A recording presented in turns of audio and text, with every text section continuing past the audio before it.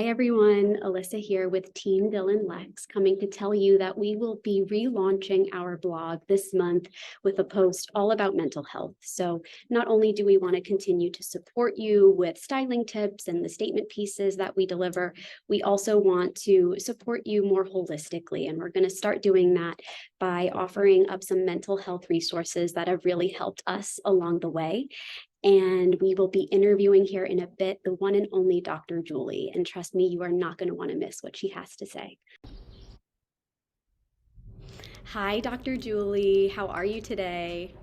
I'm great. It's so good to be here with you. Yeah, thank you so much for sitting down with us at Dylan Lex. So, as you know, we're a luxury accessories brand, and something that's really important to us is making sure that those who come across our brand feel seen and supported, not only through our statement pieces, but also more holistically, which is why we are relaunching our blog this month, offering mental health resources as it is National Mental Health Awareness Month, and also because the importance of mental health is finally being brought to the forefront of the world's conception of what it means to be healthy, what it means to be well, right? So today we'd love to focus on the topic of rejection, knowing that a lot of negative thoughts that come up for us often stem from having felt invalidated in some way. And given everything that's going on in the world right now, coming out of COVID, there have been a lot of layoffs. And I think people more and more are starting to dive deeper into their relationships as well and figuring out how to improve those. So to start, would love to hear, what are some of the most common examples of rejection that you are hearing about these days from your clients, those around you, those who engage with you on Instagram? What kinds of things do you hear coming up? So there are so many ways we can be rejected daily. I'd say some of the most common, I work with a lot of women on being ghosted, being broken up with kind of out of the blue, Yeah. which can be just almost traumatizing for someone. Yes. Um, Job loss, or maybe wanting a job advancement and not getting it, feeling rejected. And Yeah. then I would say one of the most painful rejections is feeling rejected by family in some way and feeling like the black sheep or just like you're being mistreated. I'd say some of those are the most common. Yeah, yeah. Thank you so much for sharing that. I definitely have felt all of those at some point in my life, and I think a lot of people will be able to relate to those sources as well. So these people who are going through these times, how are they reacting to feeling rejected in 2023? How are people responding to this? Mhm. Well, there's so many emotions that can come up, and really feeling hurt, really feeling anger. Yeah. And I'd say one of the most damaging results of feeling rejected is internalizing the rejection. So starting to really develop limiting beliefs based on being invalidated. So sometimes we can turn that anger inward towards ourselves and take it out on ourselves when we're really mad at the situation or at someone. Mhm. We start to really develop unhealthy mental thoughts or feelings, and we can stew in those, which is really unhealthy over time. Yeah, definitely. Definitely. So, you know, for us who are going through that, and yeah, I agree with you. I feel like a lot of rejection these days is really self-imposed, right? Something happens to us and we begin that negative self-talk, which takes us down a downward spiral, right? So, what are some effective ways that you've been telling your clients how to handle this type of rejection and these types of Mhm. emotions? So, first, I want to say rejection is so common. It's part of life. Anytime we go out of our comfort zone, there's a chance that we're going to be disappointed or not accepted, or it's not going to go the way that we hope it would.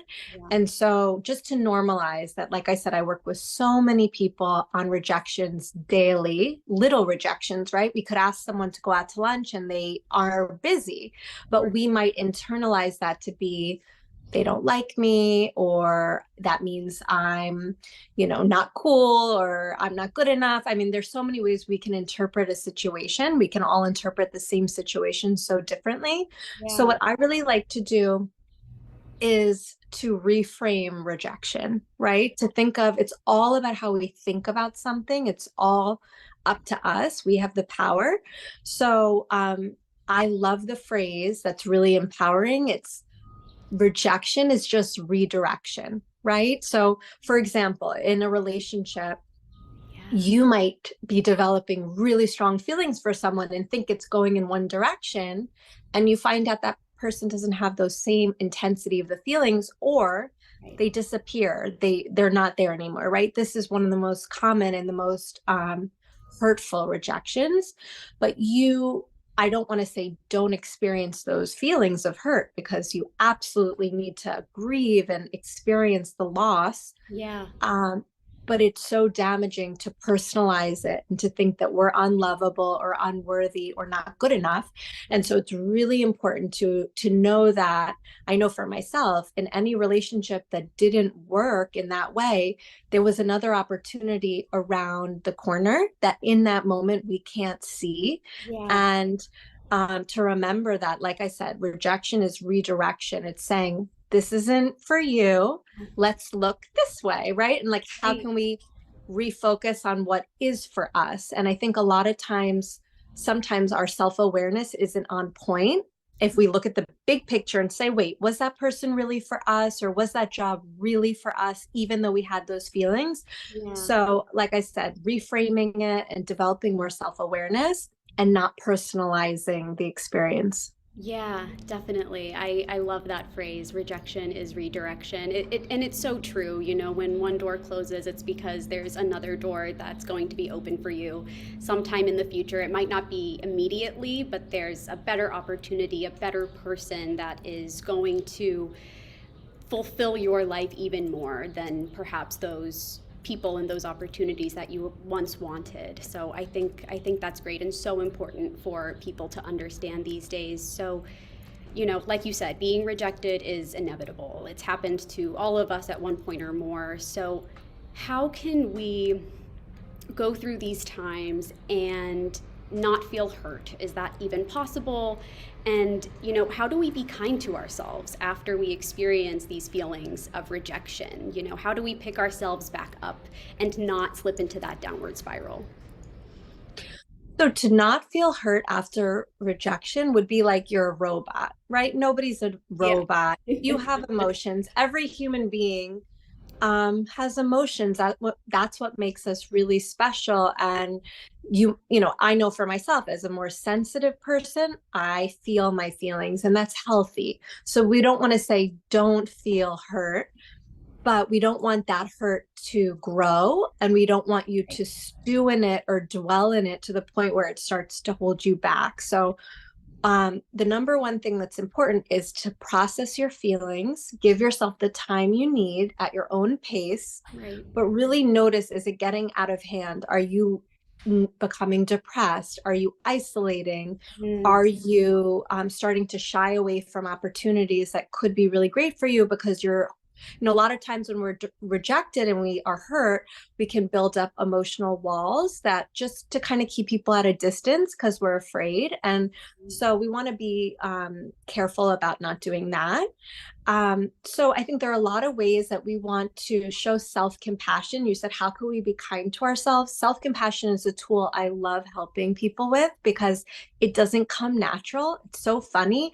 We can be so supportive to our friends or Right. family, but it can be so hard for us to show ourselves the same kindness. So really just imagining, how would you treat a friend in this exact situation? My guess is you wouldn't be beating them up. You wouldn't be telling them these mean things.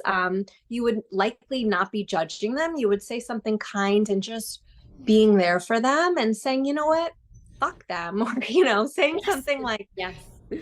if they're not good enough for you, I mean, there's always a way.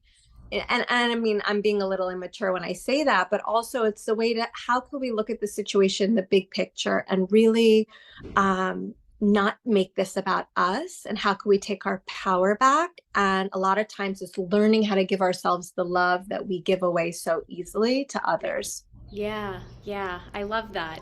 Yeah, that's so true. Like we can be so loving and, you know, offer so much love, especially in relationships, but Yeah, we don't really know how to give that to ourselves. And I think that needs to come first, right? We need to love ourselves before we can love something else. And I think we need to learn how to support ourselves emotionally even before we offer it to other people. So I think that's just a really strong foundation to build on. And I love that you're focusing on that aspect with your clients. That's awesome. Um, okay, so I have one final question, and this one's a little bit personal, but will hopefully help others too. My feelings of rejection are more often than not, self imposed, kind of like how I was saying, and this is derived from feeling that my actions, my work, my words are anything short of perfect, or what I define as perfect. So what are some ways for those of us who struggle with perfectionism? How can we manage rejection while still holding ourselves up to high standards? And is that even possible?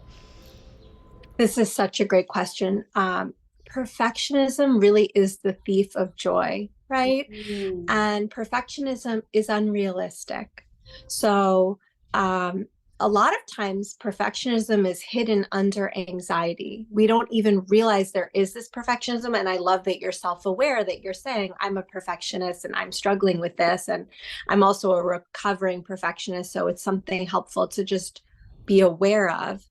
But a lot of times people aren't aware that that's what's really holding them back, that we set these really rigid expectations for ourselves about how we're supposed to show up in certain situations. yeah. And if, in the context of what we're talking about, rejection, it is so hard to sit with being rejected as a perfectionist because, it just shatters your whole image of yourself. It can be so painful. So I think, what I wish I mentioned earlier, but I'm so glad you're bringing up now, is that rejection is truly an opportunity to choose yourself, to accept your imperfections, right? To be able to say, there is this part of me that maybe wasn't accepted by this person or didn't fit perfectly into their vision, or whether it's a job or a relationship. And how can you still choose to love yourself and to forgive yourself for your flaws, and to make it an even extra opportunity to show more love to yourself. So I don't, I'm not going to say there's a quick fix to perfectionism. It's a really hard road to try to undo perfectionistic tendencies, but self-compassion is a softener for perfectionism. It's to show yourself the same love that you would show a really good friend. And like I said, this does not come natural to humans. Yeah. Surprisingly, we have to learn it. It's a skill, Yeah. right? So even just one tool I can give someone to take away from today, Please. um, is to say to yourself, in this moment, let's say you're saying, well, how would I be kind to myself? How would I be compassionate? To ask yourself, just to put it out there as an intention, what do I need to hear right now to show myself love? Um, what would I need to say to myself? Just to ask it, and it might come to you intuitively, or, just let it sit there. And you could say, what do I need to show myself? What actions? And there's so many actions we could take. Could be taking time for a bath. It could be putting your phone on silent and just saying, I'm just going to sit with myself and just, daydream or read something or watch your favorite show. I mean, how do you choose yourself in this moment and unapologetically put yourself first? And so if you are someone out there listening and you're like, I don't know the first thing about being kind to myself, it sounds kind of funny and I don't know how to do it, that's okay. You could start right now by just, setting that intention that you want to learn how to love yourself in a more authentic way. Yeah, thank you so much. That's great advice. I also love how you said that you are a recovering perfectionist. It kind of acknowledges where you were. And, even by tuning into this, by seeking out mental health resources, we are all recovering. We're all recovering from these old ways of thinking by wanting to kind of unlearn, like you said, um, these negative thought patterns. So thank you so much. That's all the time that we have, even though I can talk about this for hours, and would love to do that at some point. But before we hop off, would love to know, what's the best way we can connect with you? So on Instagram, you could find me at Ask Dr. Julie, AskDoctor Julie. And then you could find my website, askdocjulie.com.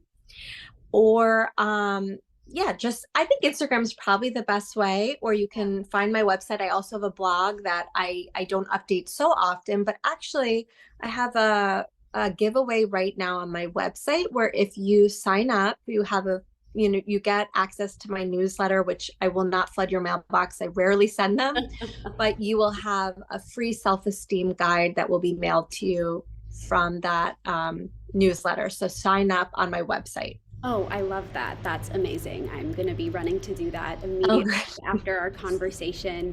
Thank you so, so much for your time today. This was amazing. And I know it really helped me hearing all of these things. oh, So I can't even imagine how it's going to help other people. So thank you. Thank you so much. And I can't wait to talk to you again soon. oh, it's so good to meet you. And I hope that this helps anyone and reach out to me. I'm around as a resource. Yes, I will. We will. Thanks, Julie. Thank you so much.